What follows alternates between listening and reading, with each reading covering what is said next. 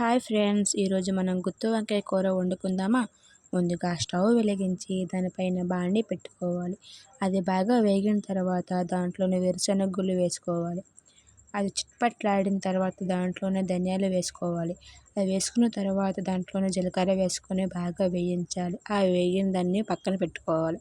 మనము తప్పల్లో నీళ్ళు పోసి దాంట్లో సాల్ట్ వేసి అది బాగా మిక్స్ అయిన తర్వాత దాంట్లో మనం అడ్డంగా కోసిన వంకాయ ముక్కలను దాంట్లో వేసి పక్కన పెట్టుకోవాలి. మనం ముందుగానే వేరుశనగ గుళ్ళు వేసుకున్నాక దాంట్లోనే గసగసాలు వేసి ఆ మిశ్రమాన్ని మిక్సీ కొట్టుకొని పక్కన పెట్టుకోవాలి. ఇంకో మిక్సీ జార్లోన ఉల్లిపాయలు, టమాటాలు వేసుకొని దాన్ని ప్యూరీ చేసుకోవాలి, పక్కన పెట్టుకోవాలి. అలాగే మనం ముందుగానే నీటిలో పెట్టుకున్నాం కదా వంకాయ ముక్కల్ని జాగ్రత్తగా కడిగి ఒక ప్లేట్లో వేసుకోవాలి.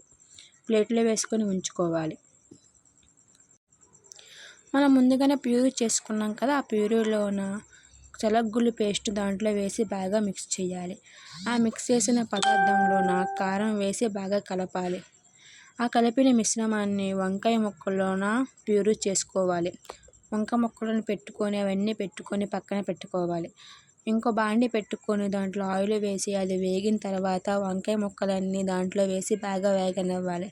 మెత్తబడే వరకు వేగనివ్వాలి. అది వేగిన తర్వాత దాంట్లోనే మనం ముందుగానే ప్రిపేర్ చేసుకున్న పేస్ట్ దాంట్లో వేసి అది బాగా వేగిన తర్వాత దాంట్లోనే చికెన్ మసాలా, కారం, ఉప్పు వేసుకొని దాన్ని బాగా ఉడికించాలి. అది బాగా ఉడికిన తర్వాత సరిపడా వాటర్ వేసుకోవాలి. వేసుకొని దాన్ని బాగా ఉడికిస్తే చాలు, గుత్తి వంకాయ కూర రెడీ.